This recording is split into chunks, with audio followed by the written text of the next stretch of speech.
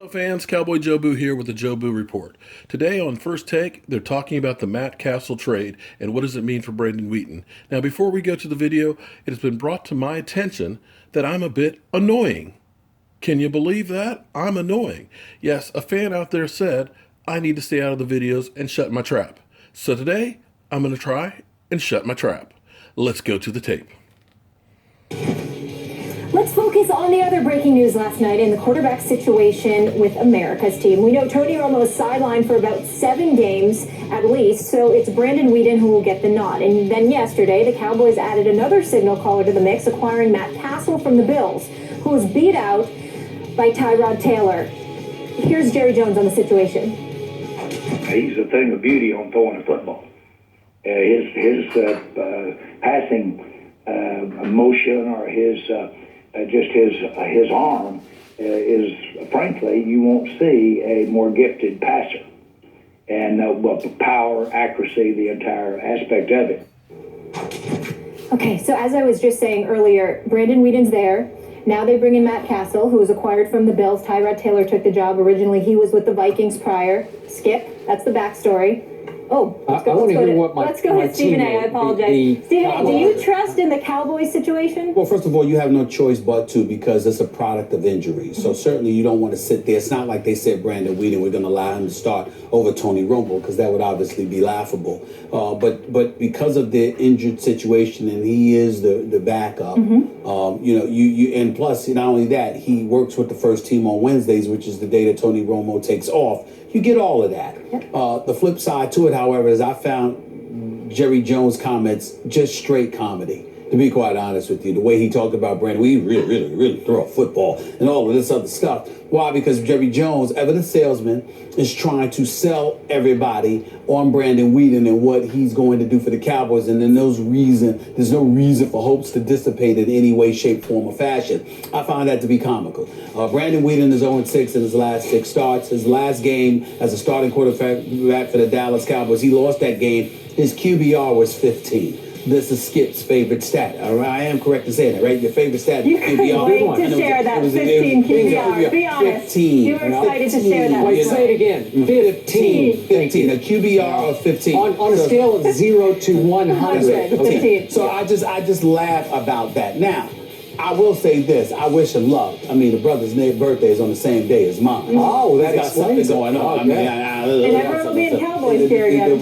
Whatever. The point is that, October 14th is a very, very special day. Very special individuals are born and raised on that day. Usher's birthday Are you a is the same Libra? as mine. Of course I am. Oh, okay. Usher's birthday is the same as mine. And look at how much of a star he is. I'm on First Take. We know what time it is here. Needless to say, we don't even have to go there. October 14th is a very, very special day. But I will tell you this, Brandon Weeden, it's not so much about him, Skip. It's about the weapons that he's not going to have available to him. That is what I believe can be somewhat problematic for him. I don't expect him to be great. I don't think greatness is in him. But I do expect him to be relatively decent and keep things somewhat interesting for the Dallas Cowboys. So I won't sit there and excoriate the man. I won't disrespect him. I would tell you that he's winless in his last 6 starts. The QBR before the 15, by the way, there was a QBR of 26 in the other 5 starts he had. So it's just not that impressive. We all know this. But he can throw the football. Yep. He is familiar with the system.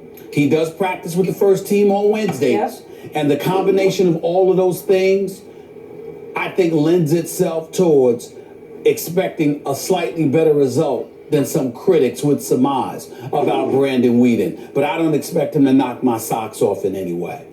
Weeden or Cassel? Which way would you go? I definitely go with Weeden over Cassel. Would you? Well, Cassel couldn't beat out Tyrod Taylor or E.J. Manuel. That's number one. Number two, he hasn't done anything in the NFL since his one season when Tom Brady went down in game 1 against Kansas City back in 2008. Kansas City. No, I'm just saying, he won 10 in Kansas City 1 year, but I've never been sold on Matt Cassel. I'm not sold on him now. He's definitely a viable backup to Weeden. In light of the fact that Tony Romo is out, I do agree with that. But outside of that, there's nothing about Matt Cassel that moves me. So I don't have a problem with Weeden being designated ahead of him. There we agree. Where I disagree with you is in your view of Brandon Weeden. I like Brandon Weeden a lot. And I'm not being a hypocrite about this. This isn't 2020 hindsight. I liked him a lot before he was drafted. Unfortunately, by the same Cleveland Browns that drafted Johnny Manziel at 22, same spot. How funny. And I believe what happened to Brandon like Weeden being a in Redskin Cleveland is quarterback. Manziel Your all career over is again. shortened. Wrong place, wrong time. Another regime that was about to be completely blown out.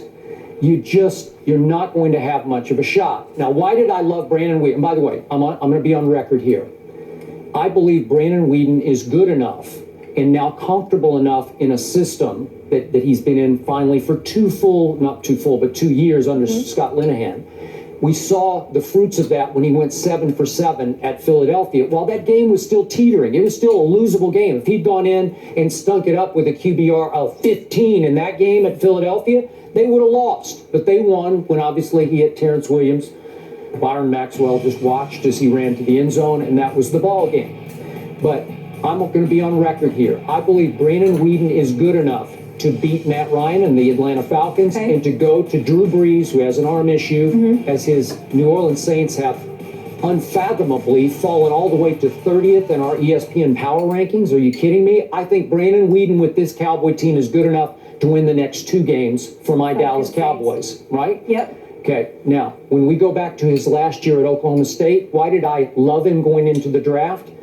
Do you realize he went head-to-head with Robert Griffin III that year and outplayed him and beat him? And he went head-to-head with Ryan Tannehill, another first-round pick, head-to-head in College Station, outplayed him and beat him. He went head-to-head with Andrew Luck in the Fiesta Bowl. You could argue on outplayed, but he won the game in overtime, and I thought he played great in that game. 3 touchdowns to 1 interception. Luck had 2 to 1 interception. But it was the stats you could argue either way. But I thought Brandon stood up to Andrew Luck and ultimately won the game and outplayed him. He also beat Nick Foles that year and Landry Jones that year. So he had credentials to me. Now to what Jerry Jones said. You thought it was straight comedy? I thought it was straight truth. Jerry used the wrong word.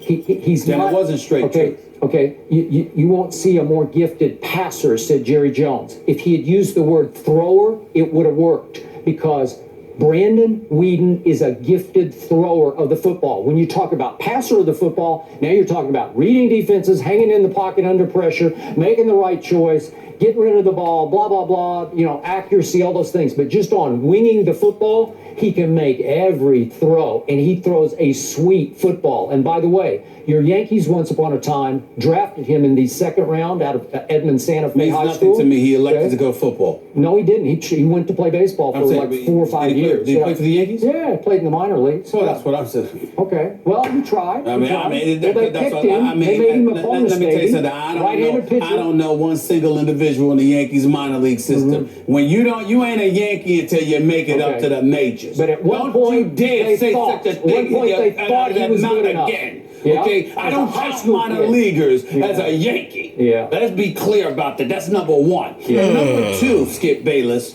let's also be clear about something here. You are a bit hypocritical. Allow me to explain to you why that is. You better be good here. Because you said it's not revisionist history. You were a supporter of Brandon Weeden coming out of college. Here's why you're hypocritical. Because with everybody else, QBR means everything to you. Why wouldn't it mean that much with Brandon Weeden? Now, I understand your explanations, but that reeks of hypocrisy, because when I see a guy with 5 starts in 2013 with a QBR that's at 24, I was wrong, I said 26, it was 24. Okay, the QBR is 24, all right? And then you follow that up For with the following year with a Cleveland. QBR of 15. And Skip Bayless religiously lives by. I have been up here, literally on many You're occasions, so wrong pointing about to my computer. I have been up here pointing to quarterback rating, and you have repeatedly said, means nothing to me. I'm all about QBR. Am I right about that, Molly? QBR is his favorite stat. No. When I ask you a question, my dear, a yes or no will suffice. Is it not true that Skip Bayless has shoved aside quarterback ratings in favor of QBR? Yes or no, Molly? Oh my goodness! You unbelievable! Let me answer that. Yes. QBR. Yes. QBR. Unbelievable! And your point is what? Molly. And your point My is what? point is, if QBR means everything with everybody else, why is it that it does not? time. You brought up QBR when it came to Tim Tebow in the fourth quarter against Aaron Rodgers. How are you going to ignore QBR when it comes to Brandon Weeden? You know what? How? I don't have time to do this right now, but if I did look up his fourth quarter QBR in Cleveland and those rookie year starts I think you would be very impressed with it. I'm just because there's a good story in USA Today I read from it. his current coordinator. I read it. It's Mark right here. Whipple was his coordinator later. He's now the head coach at UMass. Mark Whipple. Okay. Repeat that last name. Mark Whipple. I never heard of him, but go ahead. Go ahead. He raves about what Brandon did that year with obviously a bad football team. And he threw late passes that were dropped against Indianapolis, Cleveland against Browns. Baltimore, and he took Dallas all the way to overtime at Dallas. He had some big games. He threw for 322 at Cincinnati, 364 at the Raiders. He could wing the football for a bad football team. No disrespect to Whipple. What is that? What his name is? Yeah. Whipple. Yeah. Okay. No disrespect to Whipple. Where's Whipple at right now? He's the head coach at UMass. UMass.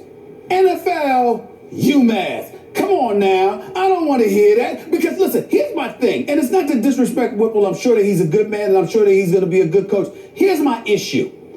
I don't take those quotes seriously because if Brandon Weeden stunk up the joint, would there be an article in USA Today of Coach Whipple talking about how he stunk? No. You just want to say something when there's something complimentary to say, or you want to sit there and pump him up. The fact remains is that most of us who have seen Brandon Weeden understand that he is a backup for a reason. And so because of that, all I'm saying is, look, he's surrounded by some good dudes who can play, who are tried and proven, especially if Jason Witten is out there. That's going to be a huge help to him this weekend.